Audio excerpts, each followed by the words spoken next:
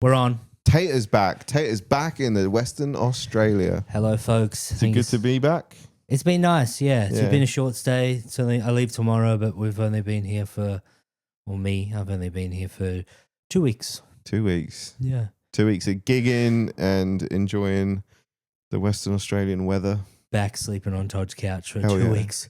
Yeah. How's your back feeling? It's getting a bit tight. Yeah, I imagine. I am glad that I am shooting off soon, but no, it's been good. Came over, did... You ticked off the final pro room of Western Australia. That was cool. We knew that would happen though. I did. Oasis last Saturday, and that was really fun. So had a good gig there. Yeah. Had a gig last night with you. Yes. Which was a bit of a tough one. Yeah, it was a bit of a tough one, wasn't it? Big crowd, but tough room. Yeah. Which is not usually how it goes. Not in that one, no. No, it was very strange. Yeah. Oh well. Fuck it. It happens. Yeah. I'm glad you did Oasis though. Sorry to interrupt. I'm so glad that you did Oasis because I have talked about that room quite a lot because I really, really do like it. Such a great fucking everything. The setup is great. That room smashes it with like 100 people or 20 people. I could imagine that. It's just perfect for comedy. It is. And it's weird. Like, I don't know. They just felt so loud. Like I came from doing because of the space and the acoustics. Yeah. Like it is perfect. Some rooms like the ceilings are just so fucking high, everything gets lost.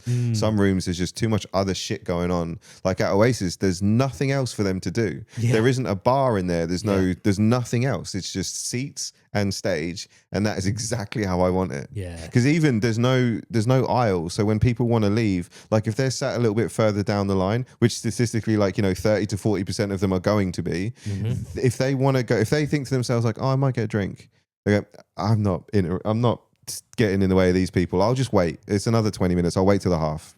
Yeah, it's just perfect. It's so good. And it's one of those things like, for some of the people who listen to this podcast are fellow comics, are thinking about getting into comedy or just like comedy in general. Things you do pick up on when you do a lot of stand-up is how the layouts of rooms. You accidentally pick it up, don't you? It's like I think that over the years now, I don't run gigs or anything, but I think would be half decent just because of the things that you walk into a room and you go like, all right, this thing is good and this thing is not good. And this might be a thing that's going to hinder us, so we got to change it. It's little things from seating. Yeah. Like seating is such a huge thing. That's the thing. It's not even a little thing. Yeah. We say like little things, like lighting, little things, but they're all big components. And then if it's not all fucking perfect, it can really go pear-shaped like real quick. The last bit of organizing a comedy night, you're like, I want to make sure the acts are really, really solid, this, that, runtime, blah, blah, blah, location, all this stuff.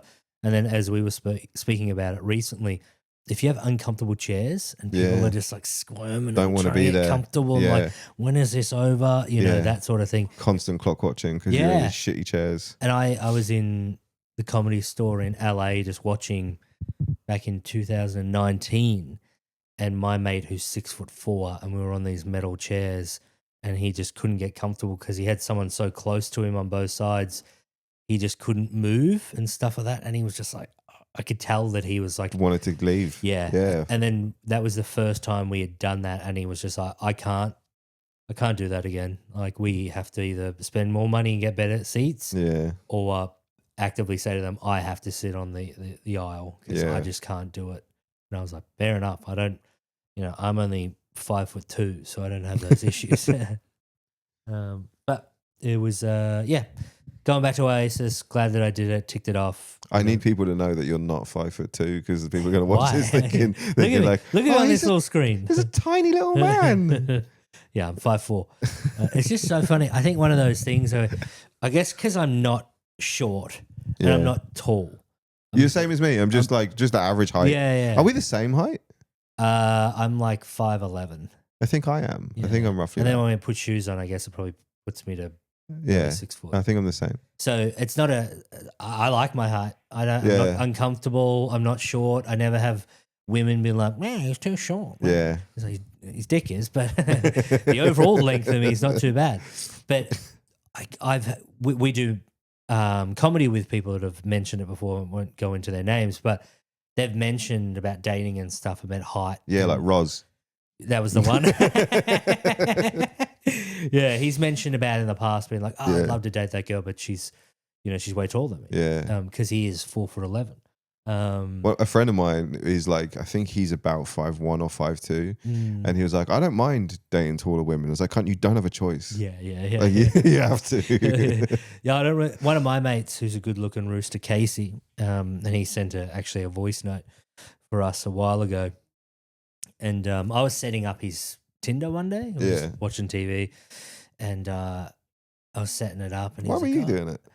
I wanted to see what matches he could get. Did he know you were doing it? Yeah, I was next to him. Like, had his phone. I was just doing it.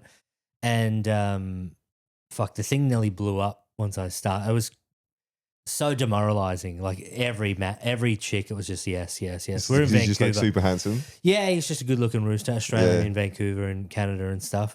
And he goes to me, I was like, what about this chick? And he was like, nah. I'm like, what about this one? Nah. What about this one? Nah. I was like, okay. He goes, looks at me weird and he goes, what's your type? And I went, type? Type? Think I have a type? I have anyone who says yes. Like, the fuck out of here. And he was just like, he burst into laughter like it was the funniest thing in the world. And I was dead serious. Yeah. Like, a type is for a person who has options. No, but you have a thing that you're more attracted to than not. Yeah, I get, but it's not a specific, like I wouldn't, there's no hair color. There's no eye color. There's no, you know what I mean? Yeah, but there will be a certain like look. Saying that you don't want to date a fat chick. Oh, no. I totally. Is not a type. Yeah. You know what I mean? Well, no, it kind of is. Is it? Yeah, no, it kind of is. It kind of is. Black dudes love fat chicks, apparently. I just think that, because I know what you mean about like, not because I don't necessarily have a type. I think the people that I've been attracted to over the years have not really had a great deal in common physically. I don't think. Yeah. Because I think that lots of different things are really attractive in people. Yeah, my dick. No, no, but I guess it is also like, I guess when you get a little bit older too, you just sort of like. I said this once to a girl and she was scoffed at it. I was like, yeah, you really want to be able to like talk to your partner and like be on the same wavelength. And she was like, yeah, no shit. And I was like, well, I've got a big contingency of my friends who are just dating the hot chick. Yeah. And she was like, what do you mean? And I was just like, they're fucking hot. So they'll put up with their shit. Yeah. Because they're hot. And she was blown away by it. And I'm like, I mean, you've had 2 failed marriages. You probably should figure this out by now. My friend went out with the worst human being I've ever met because she was really attractive. Yeah? And hateable instantly as well. Like if you only ever saw a photo of her, you're like, oh yeah, she's gorgeous. And then you meet her and you go like, fucking hell, why? This is a horrible human. So there was an attractive girl at the Fed last night. And the first thing when she sat down was, I don't like this chair. And then I was like, oh, she's going to be a massive cunt. And then proceeded to record someone's set. And then she was listening to it as something else was going on Brian stage. Shields was on. And it was a very specific part in the night when someone squealed. Yeah. And she kept on listening to it. She did it like 4 or 5 times. Me and John Wing are looking at each other like, where is this haunted sound coming from? This fucking idiot in the audience and I was replaying. Like, pointed at her when we figured it out, and he went over. He's like, "Turn on." She's like, "Oh, sorry." And then they left. It's like, good. You're a fucking loser. I've been saying this a lot lately, but God, I'm sick of these fucking cunts. I will say this too: we have decided to make the episodes a little bit shorter. Yeah. For the time being, because we're just trying stuff. Yeah. See what works. Yeah. Also, as well, it just kind of works better with our scheduling too. Yeah, I live in Victoria. For the people who don't know, maybe you've just come in because it is super strange. Our downloads are great. Thank you so much. You guys have been But Tait has to fly over once a week for half an hour to do an episode. Yeah, so. it gets a bit old and expensive. So yeah, we're just changing it up a little bit. Yeah. The last time I saw you, David, was a fair while ago. But in that time, I went to Canada. You did? Yeah. You went and did some comedy in Canada. I mean, it wasn't purely for comedy, but that was like one of the big reasons, obviously. It wasn't going to be. Like I remember chatting to you before going. And I was like, yeah, it'd be really nice to like, I used to live there in 2018, 19. I was going to say, because Canada's your place. Like every time you've talked about travel and stuff in the past, one of the like recurring things, like with me, it's South America. I love South America. With you, it's always Canada. Yeah. It's like, I fucking love being there. And then you talked about going back and And it eventuated, which was nice. And then you're going back again soon, yeah, right? that's what's the plan to go back. I've got to go back to the real world from pretty much tomorrow and get some money coming in. Obviously, we got fuel crisis and all that sort of stuff, but we'll see what happens. Aye. Swim there, I guess. But what did happen was I didn't have any gigs really booked. Mm. And when I chatted to you last and, you know, finally sent off some emails, I brought my trip forward, if you remember, by, I think it was like 4 weeks. And because I was just sitting at my mum's house and I was like, I'm not doing anything. Like, I'm just sitting here waiting to go. I asked my mate, Thomas Thistlethwaite, who let me stay there for 7 weeks all up in the end because they ended up extending my trip while I was overseas. Yeah. That's how much I loved it. And I ended up sending some emails off and Yuck Yucks got back to me. Remember that one? That's right, yeah. Yeah, and I remember chatting to you about it. I was like, oh shit, I got Yuck Yucks. And it was in Winnipeg, in the center of Canada. So I don't know what would be the equivalent of. Because Yuck Yucks is a prestigious like room, right? Yeah, it's a Whenever I've franchised- heard people talking about gigs in North America, Yuck Yucks is one of those. I don't know what you'd call it. I guess like a franchise or It whatever is, that they're pops up a lot. franchised. It's like Mark Breslin's Yuck Yucks or some shit like Okay. that. They're all, you can buy one and whatnot. You can buy them and put them in your own like little. Yeah, so you just buy the brand because then people trust that and go like they'll come to shows. And then you get the catalog. Right. So you get all the headliners and this and that. Yeah. So yeah, that was cool. So I was like, oh shit, I'm at least going to do one of those. And then went to Halifax to catch up with my mate James, which is in the east coast of Canada, complete opposite side, like, you know, from Vic to WA on steroids type thing. I think it's like a 6-hour flight. Eesh. And yeah, I ended up doing Yuck Yucks there. So featured at both of those, Yucks in Halifax, Yucks in Winnipeg, which was awesome. Did like 20-minute spots. Nice. Which is pretty crazy to go from like 7 minutes at the comedy lounge here in Perth. Then they're like, your feature act, you're doing 20. It's just like, well, isn't it? It's not like you only had 7 minutes. That would be crazy. I did repeat it. Yeah. But do you know what I mean? Like that would be crazy. It's crazy if you are like, I've got like 5 minutes and the lounge want me to do 7, so I'll stretch that out a little bit. And then a month later or whatever, you're doing 20s. That would be, It was great. It was, it's a different thing there. That's what I wanted to talk about. So their pro nights seem to be at like Yucks and stuff like that, and the pro clubs, less acts, more time. So you would have... That's how it should be. So MC... I think does 15. Yeah. Feature act does 15 to 20. Headliners 45. So you came with me on my first week at the Comics Lounge in Melbourne. Yes. And that's like the only place that I had seen at that point that did it like that. 3 brackets. Mm-hmm. There was the MC and then the first act and then MC and then the second act, and I was that middle bracket and then the headliner. And both we got 20 minutes each, and then the headliner, which was Dave Callan, I think it was like 30 to 40 or something, because they were just like, just do at least 30 and then run for as long as you like, because there was nothing after. Obviously, it's just that one show. I really prefer that. Oh yeah, and I know it's an obvious thing to say, like, oh, I want to be on stage for longer, but I thought as a show, it's just sort of better. Well, that one sounds fucking long. The Comics Lounge one. Yeah, it's like over 2 hours, though, isn't it? I don't know. I guess so. 3 brackets of 3 brackets with 2 breaks, because they own the building and they want to push all the the drinks and food and stuff. It's sick. So it's fucking like, well, we got 3 premier comedy clubs in Australia. One's in WA, one's in Melbourne, one's in Sydney. Comics Lounge is so. I mean, it's one of the best. It's so good. And it must be one of the best, just like in the world, because everyone who comes to Australia does the Comics Lounge. They don't necessarily do all the other ones, but the Comics Lounge seems to get everyone. They've got this amazing backstage area. The green room is incredible, but then the backstage area around that with they have all these pictures up on the wall of all the just every act. Every act. From Chris Rock to fucking Jim Jeffries, everybody is on that wall. Jim Jeffries was there 4 weeks ago. Yeah. So Louis was there when he was here. I mean, just everybody. Yeah. Everybody does that room. It's so good. It's genuinely like it's been a highlight of my career doing that. Yeah, it's been. I love that room so much. Where would you put, like, not to like rank them, and say like, because they're all great. I've only done the lounge in Perth, but I've been to all of them. I've watched shows. I've had been in the green room with you, the Comics Lounge in Melbourne. I've been multiple times to the store to watch shows and stuff like that. They're all genuine comedy clubs. That's all they do there. But where would you put Sydney in that? The store? Yeah.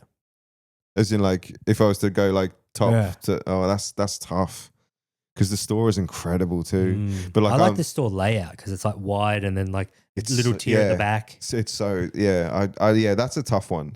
That is a tough one. Comics Lounge in Melbourne is the numbers game is a big part of that too. Open the wing. Like wings. Huge. Yeah.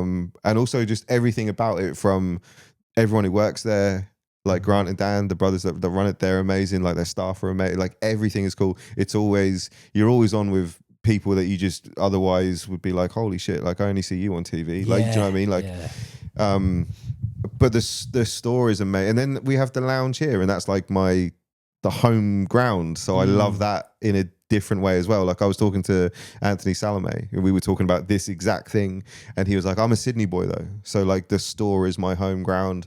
I love this place more than anywhere else, and I kind of feel that way about our lounge.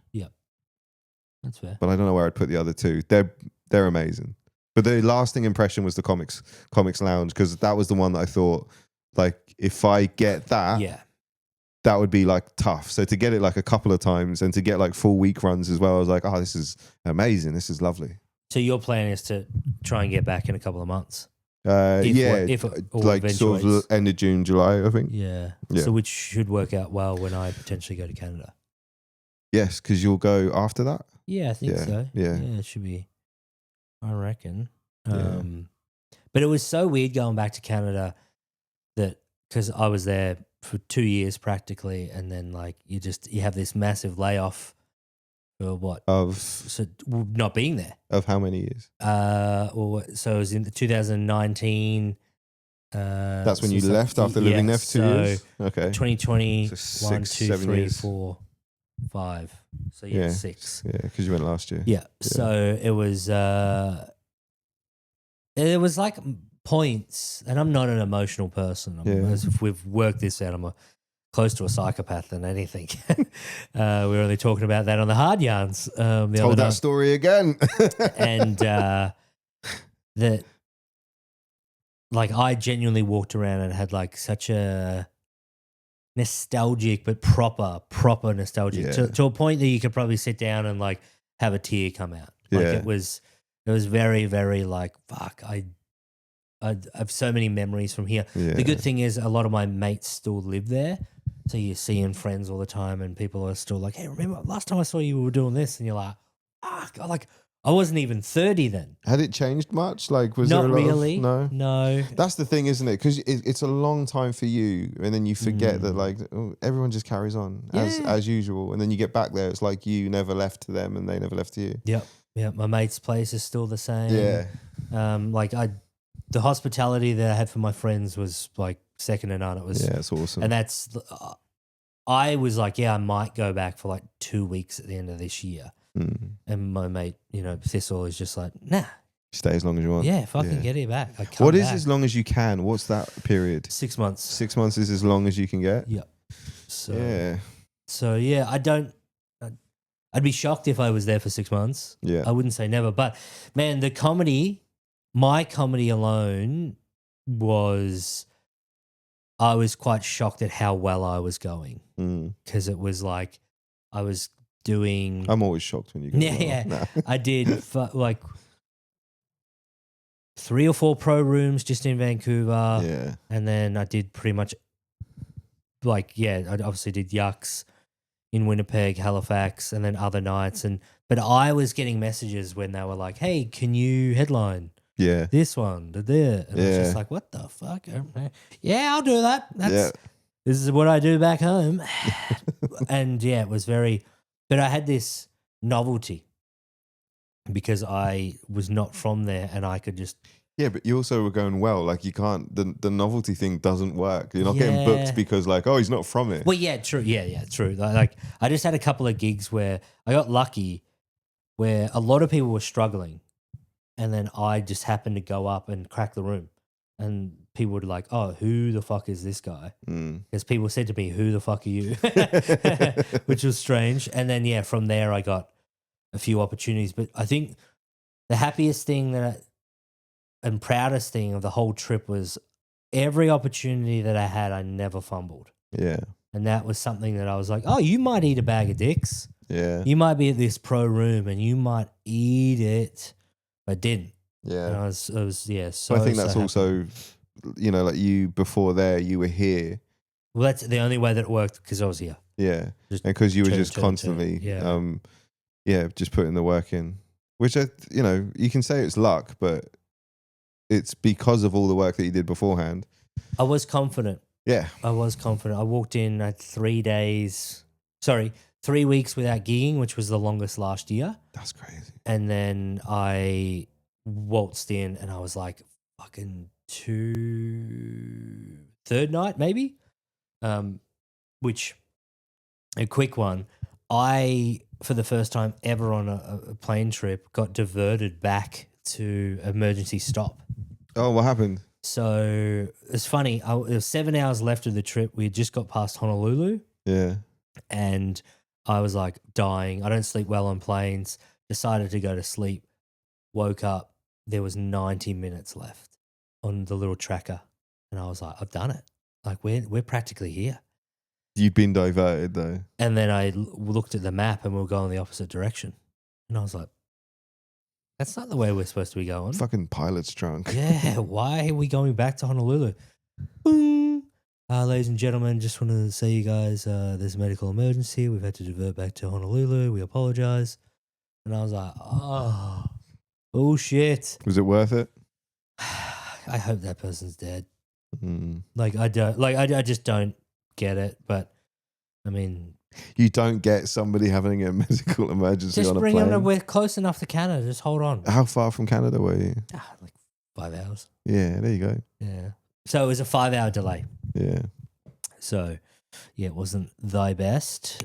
So I was even more jet lagged. Yeah. And jet lag, for the people who have never had jet lag, it is a weird experience. It's hard to even detail what it is because you're like, it's daytime and I'm normal human. I guess I'm awake, but your eyes are just like, oh God, I could sleep at any moment.